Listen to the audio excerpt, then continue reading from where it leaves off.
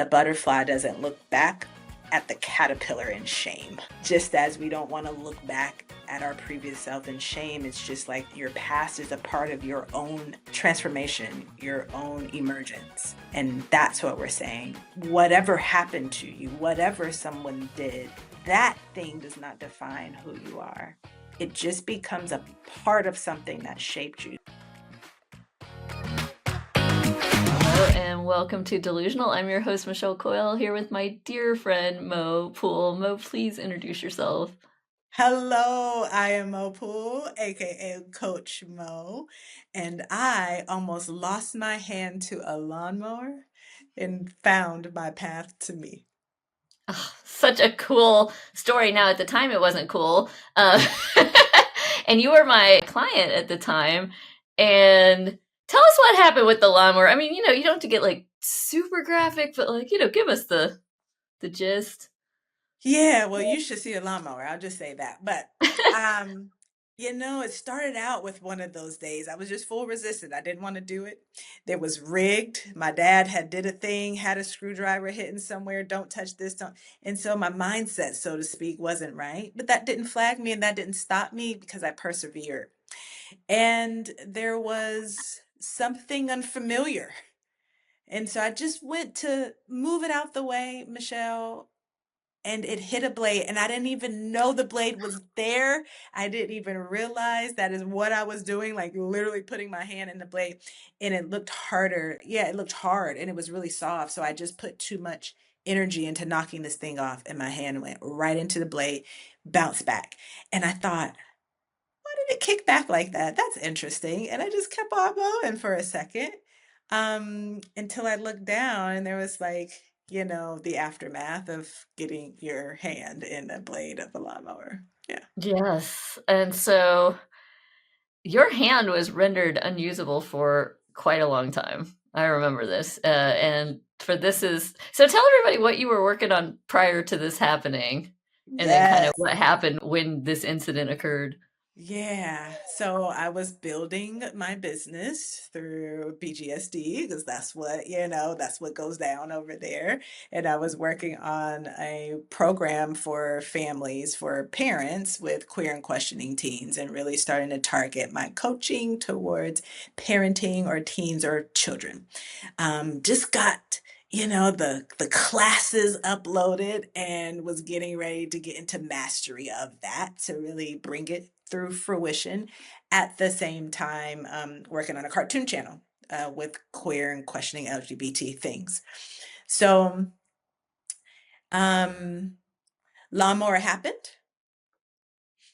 and instantly I was thrown into understanding, one, like how much I couldn't do. Like that just became my focus. How many things I couldn't do anymore, that I usually could do or couldn't do as well. And through the brilliant coaching, and like, this is why it pays to have friends like you guys, right? You're like, no, we're like, keep our foot in, we do what we can do. So that immediately opened up this door for something called mindset coaching, which wasn't necessarily the umbrella and thing that I was absolutely going for in that same way. So I started coaching, and in that capacity, mindset coaching for that. And it grew into my path that I'm on now to just, oof, gosh, it was just so ugly walking through that door. I was so down and I just lost everything. And I think, not everything, that's dramatic. It was dramatic. I lost a lot of things that I defined myself by. And I got to see that just perfectionism, performance, again, how much I could do, how fast I could do it, how great I could do the things, my goal, my vision, my plans of what I thought I should have next by what time. And losing all that was pitiful. Like it just took me down, down, down. And so it required me to think about slowly, again, what I could do and what that could look like. And then that door again led me here where I'm sitting, breathing, feeling, Hands still attached, fingers still on, don't work quite And as well. But yeah, they're all moving though. yeah. So if I recall, I mean, you were, well, first of all, you had to go into surgery, right? And you had several surgeries. How many surgeries did you end up having on your hand? Two, um, and it was big because I had never had surgery before. Yeah, I never had surgery before. I never had to stay overnight in the hospital before. I've never had to be put to sleep, given up control over, ugh. The thought of all of that was like, it was a huge fear of mine, like surgery, staying overnight, being put to sleep, that whole thing. And I ended up having to have two, with a lot of pins, lots of going back in, taking stuff out, trying a different size. It was something to hold on to that. Well, and so it took a while, the recovery, and you weren't able to type. You weren't able to, I'm sure all kinds of things, right? But for those of you who don't know, Mo is a single mom, and so trying to take care of you, and Nella was little at that point. Yeah. What she was like, what, 3 or 4? About five. Yep. 5? Okay, Yep. my math off, but yes, little still. Yep. Yep. Super And little. Go ahead. well, I was gonna ask, I mean, so you're in this situation where you're a full-time caregiver to a small child, and all of a sudden you don't have a whole hand. How did you what opened up for you then? Did you need to, like, ask for help, receive help? Like, what happened? Yes, yes, yes, all the things, right? I had to manage my time of being down because I needed to like let it suck and be mad at all the things and figure out, and I had to put boundaries around that because I still had to show up for her. This didn't happen in her life, that didn't happen to her, and she still had very real needs that didn't account for me not having another hand. So I had to ask for help, and that was hard. That's a vulnerability, and um, to receive help is another level of a connection and relationship with yourself and another level of vulnerability. And to reality check my own expectations. Some things just had to not get done or not Mhm, get done as well or in the same light. So, all those things, for sure. Just brushing my teeth, showering, not getting things. It was so, instantly like so many things that required adjustment, modification, acceptance. yeah. And so you're talking about the mindset journey that this set you on, but, you are one of the most ambitious, kind of badass people I know. This isn't the first time you had a setback in life, and this was a big one, but you had built grit coming into this. So there was, you had some tools to rely on and fall back on when this happened. Will you talk a little bit about that? Yes. So I'd say I talk about us being seeds a lot, like inside of the apple seed is the whole tree, fruit, and everything, and yourself becoming more. And how a seed grows is when the conditions are met for emergence to happen. And those conditions are often conflict with sun rays and nutrients and water, the right combination. So I had a pretty thick layer of dirt and grit, from a young age. It was a lot of childhood trauma, a lot of things that um, were pressure onto me that was emerging. And Mhm, I have almost lost my mind, lost my way, lost my sight plenty of times. There is a number of hurdles. As you emerge, when you become more of yourself, you become stronger, And so each time there are times where I don't even say lost my mind, almost lost my life, you mhm. know? And so when things like that happen, you get stronger and stronger. And it pushed me towards understanding the importance of the relationship with myself and when I shifted in that, because it was many years still that I was using the knowledge to be a better people pleaser, or using the ideas to just become more determined or push more, or again, how much I can do. So I had tons of accomplishments. I was failing tremendously within my life in the relationship with myself. When I shifted that, I learned tons of skills for resiliency, about capacity, about, the things that you're not in control of, and really about my purpose and what defines me and what doesn't. And that's practice. That's a muscle to build to be able to get low and then start to separate what defines me and what doesn't, and how do I remember who I am and step back into that. Did that answer that? Well, yeah, and because I remember you, obviously we were all like, "Oh my gosh, take your time, come back whenever you're ready, do whatever you need to do." And then I remember you starting to show up because you're still a client at this point, and I remember you starting to show up on our mastermind calls, like from bed and like laying down site and being like, "Is it okay that I'm in?" And we were like, "Yeah, we're just so glad you're here." It's just badass that you showed up at all, and so you're showing up with like your one hand typing with your your other hand in the group, sometimes horizontal, whatever it took. And I was so impressed with your mindset. I was so inspired by that at a certain point I said, "Will you come work with me?" Right? We had an opening, our mindset coach left. And I said, "We need a mindset coach. You are an amazing coach. Obviously, you have an amazing mindset. Let's put the two of them together. Let's see how it." And you're familiar with the group dynamic and everything else. So then you came to work with me, and then we worked together for years. So Hmm. tell us a little bit about that kind of transformation into straight up mindset coaching for you. It's it's the thing that, I'm using this example of almost losing my hand. It's the thing that ties to that of why you don't ever know the why. And we assume that everything is working for us and not against us. And so now I can stand and say, oh, I see that slowed my ass down. And it stopped some things that I was just running toward and opened up this gate, because the minute I walked through, it was just like, this is, I see, this is my gift. This is the emergence. This is the thing that was really wanting to come through. And it's deepened and deepened and deepened ever since then. It was so pivotal.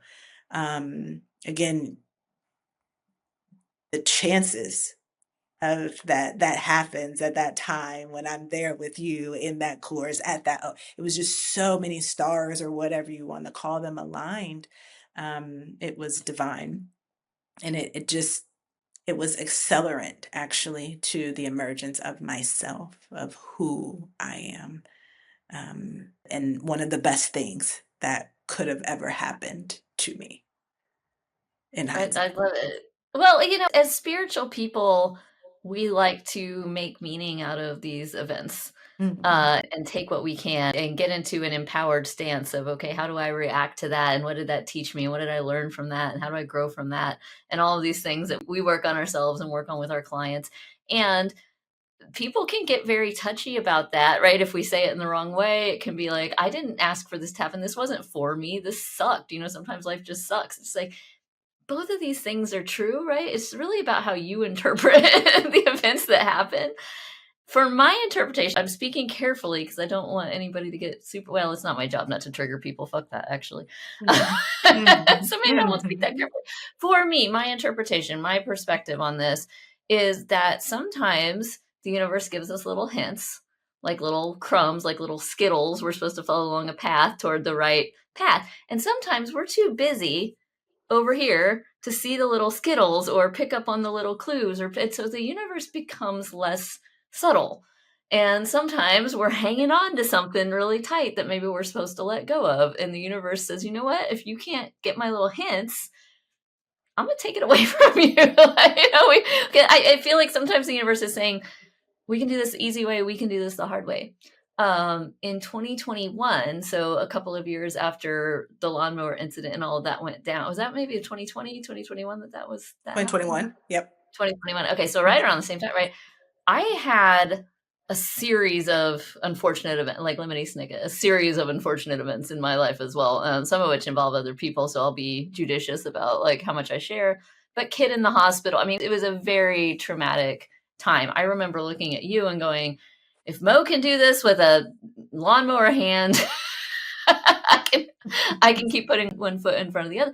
But life has a way of just knocking us on our ass sometimes, and similar to your story, that year and all of the events that happened that year ended up a little bit slower for me, but ended up taking a lot of things away that I was holding on to really tightly. And then eventually I just had to say, you know what? we're down to priorities here. That's got to go. That's got to go. That's got to go because what's important here. And like you know, okay, I got to make sure my kids are taken care of. I got to make sure I'm healthy. You know, it has a way of stripping it down to the bare essentials when we're too busy to do that for ourselves. Right. Mhm. Sometimes the universe just like knocks you on your ass so that you go, oh, time to rest and reflect, I guess. Right? I don't Mhm. know what's your take on all of that. Yes, I agree. Um, Hence the framework or the mindset that it's all happening for me. And I Mhm. think from that space, then I know for a fact whatever I don't like, whatever is particularly pressury or prickly or whatever in that moment is the condition that's turning that stone into diamond. I know this to be true, and therefore I can practice that radical acceptance that, like, everything's working for me. The minute I don't, I'm a victim. And there's nothing in that that serves you. And that's not, I could choose that. It's not wrong, to your point. It's not wrong to say that. It's also not wrong to say the other. And so I get to choose. And the one I choose helps me curate my experience of growth because I'm growing no matter what, even if I can't see it. Whether I accept what's happening to me or not is growing me. It's going to grow me or take me out. And it doesn't take us out, you know, it's how we respond. Feelings, emotions, bad days, like it doesn't take us out, the existence of them themselves. And so I can hold that and say, yeah, it's hard. It sucks. What if it's meant to suck? What if it's okay that it just sucks sometimes? Yeah, it does, and it does just suck sometimes. I mean, I had this mind blowing revelation probably a year ago. It might have come after a mushroom, you know, I don't know, maybe. I had in my head the human experience is uncomfortable, right? It's uncomfortable to be human. That's part of the deal. That's part of the experience. And I was thinking about that one day. I was like, really, everything that I can imagine, like that I'm afraid of, physically, psychologically, I mean, the most horrible things that I can even conjure up. Why am I afraid of those things happening? And it all came down to the same thing, which is, well, that would make me highly uncomfortable. Getting your hand caught in a lawnmower is highly uncomfortable. Having a kid in the hospital is highly uncomfortable. There's a lot of things in life that are really, really uncomfortable. And we get so freaked out and so anxious when we're projecting into the future because we're worried about being uncomfortable, basically, different degrees of being Mhm, uncomfortable. But like, if I mean, if you set me on fire and burn me as a witch, I would be really, really uncomfortable mhm, on fire. I'd be screaming. It's like, that's what I'm afraid of. I'm afraid of discomfort. And it hit me like a ton of bricks. It was like, you're going to be uncomfortable either way. Life is uncomfortable. The human experience is uncomfortable. So, are you going to spend all the moments in between when you would otherwise be comfortable worrying about this future discomfort and therefore making yourself uncomfortable like literally all the fucking time? And you and I both know so many people who do this, where people mhm, sit in fear, they sit in anxiety, they sit in trepidation. There's a lot going on, by the way, that is designed. I'm coming from politics. You guys know that. I was a political communicator for 20 years. There is a lot that is very deliberately designed going on to evoke those feelings in you so that you will take some kind of action, do this or that. The folks who are perpetuators of that, by the way, are justifying it as part of the greater good. If I make you anxious, if I make you angry, and then you go and vote for somebody who's going to do good for people, then that's a justified action. That's an ends justified to me. I'm not saying that's right or wrong. I'm just explaining the logic for anybody watching or listening who doesn't come out of that world.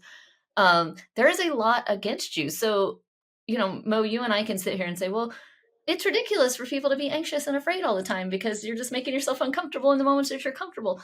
But there's so much that's designed to evoke that. It's like the deck is really stacked against people in a lot of ways, where everything is designed to capture your attention. And a lot of that is through fear and anxiety. And so, how do we, you and I are coaches trying to help people do this kind of one at a time or small groups at a time, but how do we as individuals within ourselves start to combat that, start to observe? First of all, I'm going to observe. Oh shit, mhm. I'm feeling anxious all the time. And now what do I do about it? So what do you tell people when they're stuck in their fight or flight shit all the time? Hmm.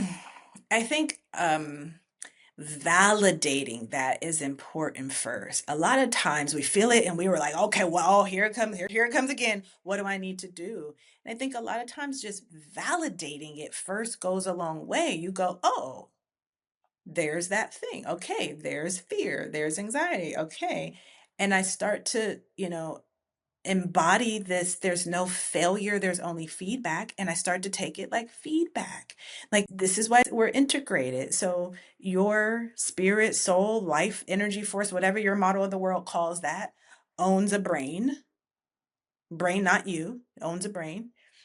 And then you own a body, body, not you. And you own emotions, my feelings. These are all possessive terms: my brain, my body, my feelings. So that observer is the you, the I. And you observe from that place the feedback of your body and your brain and your emotions. And you start to take these things like alarms. The way your gas light comes on when your gas is low. You don't go, oh my gosh, it's on again. Do I deserve to drive this car? Is there something wrong with me? Why? We don't like, oh my goodness. We're like, the same way your smoke alarm goes off when there's smoke. We just go, where is it coming from? And sometimes it's just smoking because you cooking good, like you burning a good meal. Sometimes it's smoking because there's a fire. So it's learning your feedback. That way your brain doesn't control you. You can control it and really use it for the accessory or the tool or the support that it is for survival. That's the like consulting your brain first, good for survival modes. If you look around and you're not being threatened, then you want to consult your source, you. And so to do that, it's important to have a relationship with that part. So I say, like, validate, oh, there's that thing. Okay, okay. Let me remember when this comes up. What does this mean? What am I trying to communicate with myself? Did I cross my boundary somewhere? Have I stopped my regimen or my routine? Or am I sleepy? Am I hungry? Those types of things. I think I would say as small shifts to start to combat the noise. Absolutely. I love that you're talking about the observer because this gets into some really cool conceptual stuff. I'm a big fan of, I don't know if you love Mickey Singer down in Florida. He talks about this all the time. Hmm. Our friends at Vibravision talk about this with the Mapati Puti tradition from Indonesia. It's you are actually the observer. You're not your thoughts. You're not your feelings. Like you said, you're not your body. You are the thing that notices those things. And when you realize that you're the thing that notices those things, then you start to realize, oh, I'm actually separate from that feeling. I'm actually detached from that. It's a little bit of a controlled intentional dissociation tool, which we love our intentional dissociation so much better than unintentional dissociation, people. Right. We'll talk about the difference in a minute, Distinction. right? That's a very important distinction, right? There's healthy and unhealthy dissociation, and that's because what's the intention behind it. If I'm dissociating because that is my trauma response, that is my response to extreme discomfort, physical, mental, psychological, whatever, and I learn as a child, like many of us did, to just dissociate and just float away. And you hear about this especially from people who had physical abuse in their background, sexual abuse in their background. They just go to a different place. It's a survival mechanism. That's what we do. We see that then ripple through the adult life. And even folks who didn't have that kind of trauma, but maybe had other kinds of trauma, we start to do this unintentionally. Now, okay, if a big feeling comes up, my brain just goes, nope, it shuts down. I get really cool, really calm. The feeling goes away, but it doesn't go away. That's the problem, right? It stores somewhere, it stores in your body. And then it comes back at the wrong time when you either have like an explosion or maybe you get physically ill from it, something like that. Like it will come back. It's not really gone. So it's unhealthy to do that. And so for folks that have had these kind of trauma backgrounds, like your friendly neighborhood coaches here, right? We learn, okay, that's the unhealthy way to do that. How can I take control of that? Again, getting back into an empowered stance. How can I dissociate on purpose in ways that are healthy so that I'm still observing what's going on and not like putting it in a little box and stuffing it down where it's going to come back in a bad, scary way later on, right? And so this is a way to do it. In Marpati Putti, the English translation version, they call it like getting in the back seat. It's kind of like you're in the back seat watching yourself drive. Mo and I both practice NLP, neuro linguistic programming. Sometimes we'll put you in a movie theater and you're watching it play out in the movie. Sometimes we put you in the projector booth, so you're watching yourself watch it in the movie. These are all ways of intentionally saying I'm dissociating just enough so that I can still process this. I can still observe it. I can still see how I feel about it without putting it away so entirely that it stores and comes back years later in an unhealthy way, right? So we have these techniques to start to observe, right? You mentioned the brain is doing the same thing when we're feeling this anxiety that it would be doing if you were being chased by a tiger. It's the same parts of your brain activating that were keeping us safe from wild animals and things like that. Well, when there's a tiger, it makes sense that your whole worldview narrows and all you can see is that tree in front of you to run up, right? But for the rest of us who aren't, I've never been chased by a tiger. I don't know about you, Mo. Not I've yet. been through some shit, but a tiger, not one of them, not yet. Let's not manifest that, Mo. No tigers ever. Thank you. Thank you. Uh, tiger free Yeah. existence. Yeah. Except, nice tigers in the zoo are fine. For the rest of us in the real world, that we're white collar workers, whatever, right? The people listening to this podcast, what are you actually threatened by? You're threatened by the perception of eventual discomfort, usually psychological. Most of us aren't in physical harm's way at this point, right? Usually psychological discomfort. That's going to suck. I'm going to feel bad about that. And your brain is lighting up in the same fucking way it would be if you were being chased by a tiger. That makes no sense. Mm-hmm. And so part of the observation is, am I safe right now? And I'll have clients do this all the time. And you've seen me do this 100 times ago. Like, are you comfortable and safe right now? Where are you sitting? What are you wearing? I go, oh, I like this shirt. It's soft. I'm in a chair. I'm in my house. There's no tigers. Okay, cool. So we're Yeah. safe right now, right? And when Mm-hmm. we're safe right now, that's when we can actually start to process the feelings, right? We Mm-hmm. can't process feelings when we're in active danger. Literally can't. Literally can't, because it's not one of the necessary processes our body needs to do to run up a tree. Like when there's a tiger chasing you, you need to run up a tree. Your body's not like, I'm going to prioritize Michelle realizing that she's feeling anxious right now. It's like, we'll deal with that later. Bathroom is later, Yep. sleep is later, Sleep. eating is later, Eat. all that Yeah. goes away. Tree is all you need to know about right now, right? Yeah. So we got to realize what's going on, and we got to realize how do we get ourselves out of it. So when we're being constantly bombarded with this news and with the everything on social media designed to like piss us off and rile us up, okay, I'm the observer. I'm noticing this, right? Just noticing and observing is such an important first step, don't you think? Yeah, I do. It's that first step to reclaiming your power, right? It's like putting you back in charge, not in control. And that's an important distinction, Mhm. It's just putting you back in charge of your next step. And it's huge. It can go a really long way. A lot of nervous system stuff. Yeah. We're in charge of our reactions, Hmm. and our bodies are designed, thankfully, to protect us. Our bodies, our unconscious minds designed to protect us, and they will kick in those overrides, right? Hmm. Mo and I are still both going to get really anxious if a tiger comes at us, right? Like, and thankfully, that's going to save us. Maybe the tiger still wins, but it's going to give us a chance. We don't want to get rid of that. We just Yes. want to hone it to where it's coming in when it's appropriate and when it's not kind of flaring up all the time in situations where it's not needed and it's not helpful for us. And well, that reminder, I think so. This is where just from a mindset perspective, um, so that survival pathway built in. It's like getting a phone that has apps already installed. That is built in.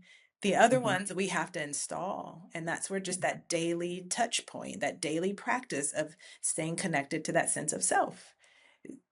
This is me, this is I, this is my intention, this is, where I'm at. I'm good, I am safe. Whatever can start to create that pathway, the same way the pre-installed one is, you get that connection, you create that pathway so that you can be that observer when you need to, not wait until it happens. You think, what did they say on that podcast? I'm supposed to do something right now. Not waiting until you need to use these things, but starting to strengthen this muscle on a regular basis so we're able to navigate the dysregulation of your nervous system and observe it before you react to it. Because again, the alarm's going to go off no matter what, but your brain doesn't know the difference.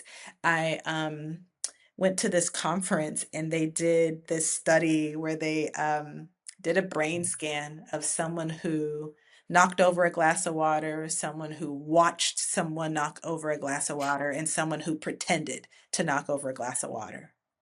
same areas of the brain lit up, just with different Mhm. intensity, right? So it's just, how do I stay connected to that knowing? Even when you're listening, even when people come to podcasts, they're listening to us and they're like, ah, yeah, that makes sense. So clear. Oh, I got it.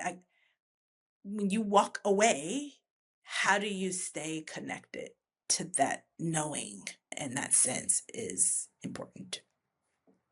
Well, and now we're getting into, like, how the ways that we create our own reality, right? Mhm. And reminds me of another study where they studied basketball players, and some of the basketball players practiced their free throws, and some of the basketball players visualized themselves doing free throws, and the control group did neither, right? And the third group that did neither fared worse than the first two groups, but the first two groups fared about the same when it came to percentage of shots that went into the net.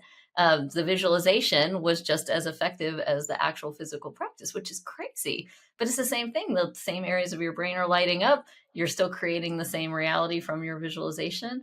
And this is what we talk about when we talk about personal responsibility. Now, this is the thing that people get all lit up over. Okay. So, trigger warning, I guess. When people like you or I start saying, oh, you're in your victim stuff, we want to get out of victim, we want to take responsibility, and then somebody who has been victimized in a legitimate way, abused, something, right, says, fuck that. It's not my fault that that person did that thing to me. And I want to make this distinction. We are not saying it is your fault that that person did that thing to you.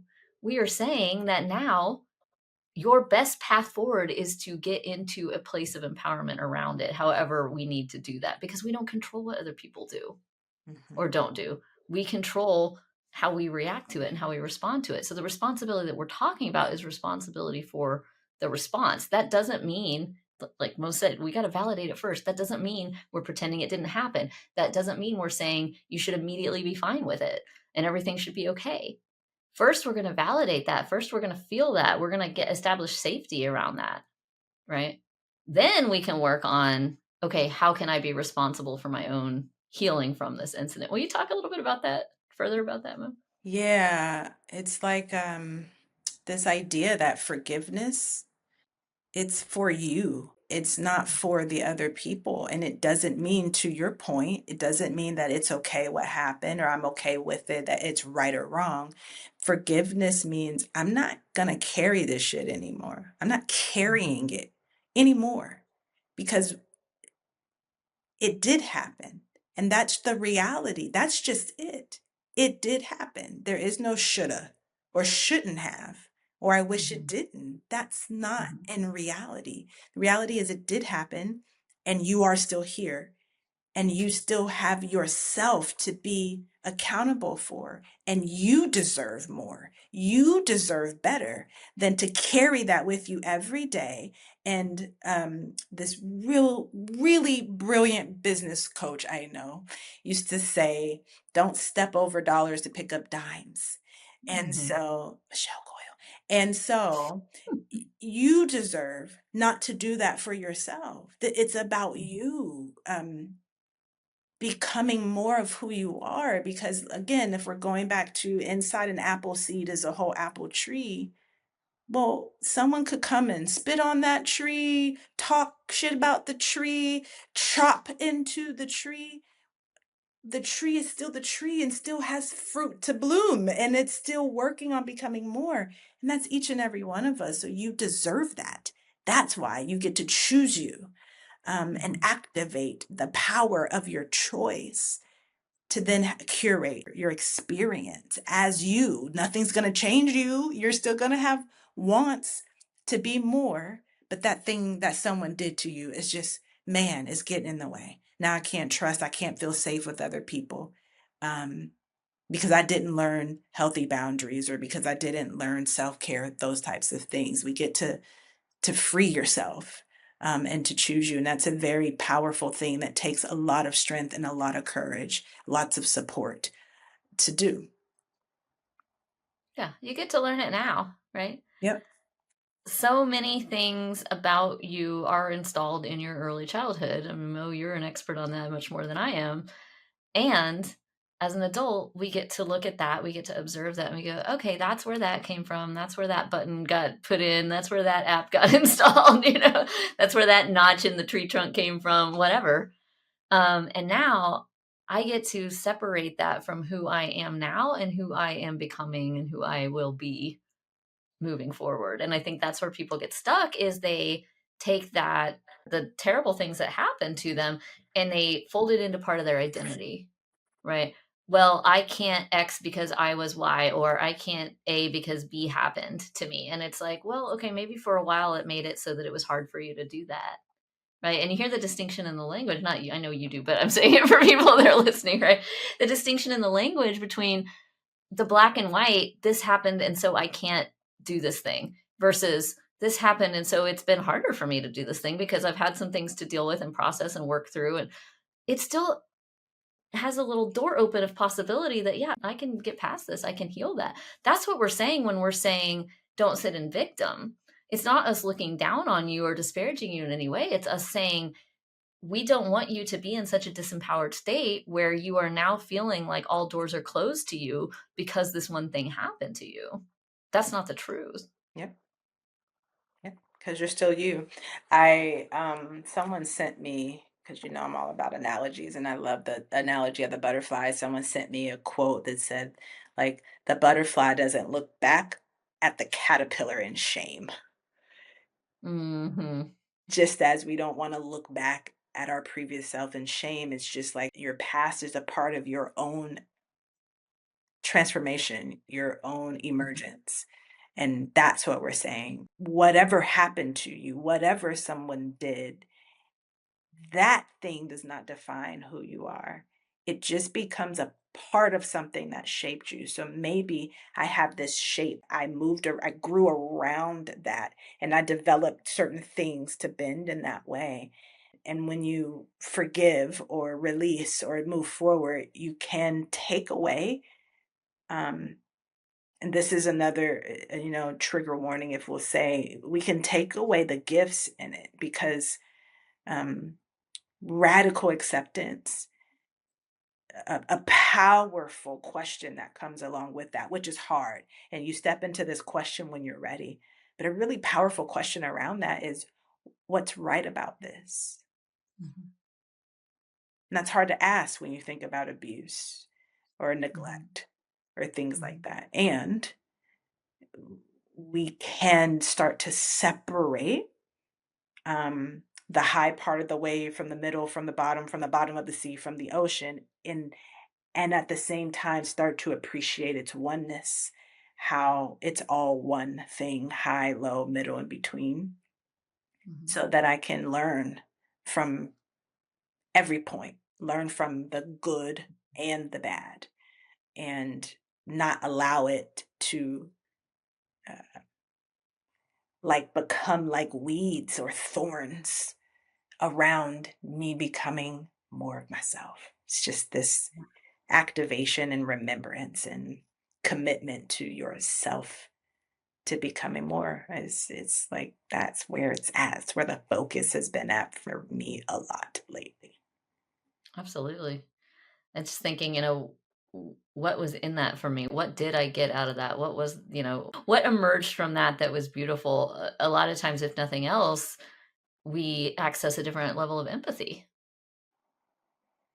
in our profession. That's really, really important. But I think that's really important for all humans in community with one another. And we can say, well, if nothing else, I now have a deeper level of empathy for other people that have experienced similar things. Yep. Something that I didn't have before. I got something from that.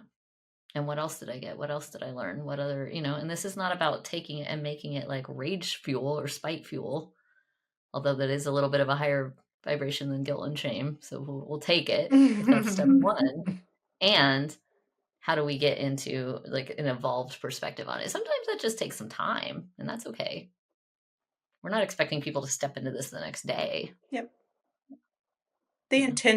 The intention is where it starts. The intention creates the scent for your unconscious mind. So then you begin to filter your information in a way that supports that muscle to grow. Um, so even the desire to step into that frame, the desire to want to move forward, being intentional to commit to yourself to even think about it. If that like that movement paralysis. We talk a lot like with ADHDers and people like that. It's like, well, you can't move your whole body, just move a toe. Just move your Mhm. toe first, you know? It's the same with your mindset. It's the same as building muscles, Mhm. truly. And when you're growing muscles, it hurts, by the way. So when you're growing in an invisible way, it still hurts. And that's where the attunement comes in. Is this pain from growth or, is it something else? Um, and so just moving one muscle, moving one toe is just thinking about this. You're hearing this, you want to try this on. You just think about what if I did? Maybe I don't do it today, but the mere intentionality and shifting your energy and focus toward that will stack and stack and stack it and generate momentum. So yeah, muscles aren't built overnight. And the more reps you do, the more frequently you go. So you think about it every day versus 3 days a week versus once a week, right? The rate that that muscle grows will be different. It all will grow the muscle. Absolutely. I love a good gym metaphor. You know, I'm a gym rat. And one of my favorite moments, I know you know this story, but for watchers and listeners, I was working out with my trainer, Boris, and I've been working out with him for a couple of years. And one day I said to him, I was just kind of bitching, and I was like, I feel like I've been working out with you for a couple of years, and this just never gets any easier. And he goes, yeah, the weights got heavier. And it was just like such an obvious, like, yeah, it's gonna keep being hard. You're lifting heavier weights though. You're stronger Yeah. than you were before. Yep. And mindset and emotional strength are the same way, right? Yes. So you get to celebrate the journey, and detach from the outcome. And detaching from the outcome doesn't mean I don't care. It's like Mhm. I have to study for the test, but if I can only focus on not failing when I take the test, I'm not going to do well. And if I don't care enough to study, I won't do well. So it's like I'm going to do my best, lean in and be intentional and be mindful and choose. Like, you have 1,440 minutes, you have so much energy and attention to pay. It's the same thing, in a day. Choose where that goes, and then I have to release from the outcome, and I just have to do, or I get to do that in every present moment. I just get to do that moment to moment to moment, and that is a balance, that takes some mastery. I love how you characterize that as studying for the test and being prepared for the test, because as we know, the tests do come, and sometimes the tests are a little more subtle than getting your hand caught in a lawnmower, and sometimes they're not subtle.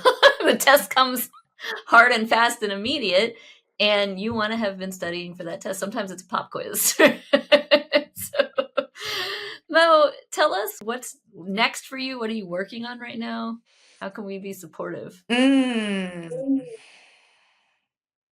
Mm. So I have as normal, a few things in the fire. I have a book that's coming. Um, and I'm really leaning into and dipping into um, identifying these different stages of development in your spirit, mind, body, and emotions, and Mm, then showing you and helping you how to navigate the integration of those experiences because they're happening at the same time.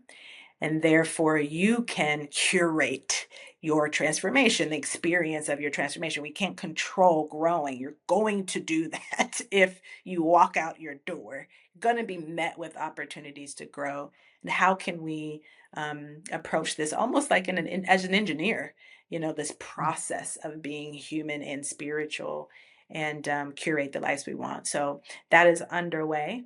I'm also working on a course to bring this content to children that I'm going to trial out next summer in a Montessori school. And so that's on the way. And then just me and my Facebook, you can come visit me at Moe Poole on Facebook. and support in that way because I'm really getting into more and more content in a way to expand my reach and just make this available. I'm wanting to just make this available, this knowing, this ancient wisdom that comes through these things that are not me. They're a part of this field of consciousness that I get to um, make accessible through my lens. And those are all the things that I would say right now, Miss Coyle.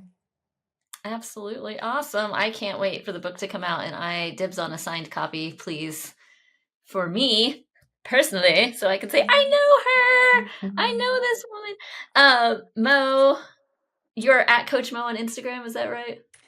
On Instagram, one moment. You don't have to look it up for us. I'll It's send you okay. all the things. They'll be on the show notes Yeah. uh, down below, so you guys can find Mo and follow Mo. She's a brilliant. Obviously, if you've been watching, listening this whole time, then you know that.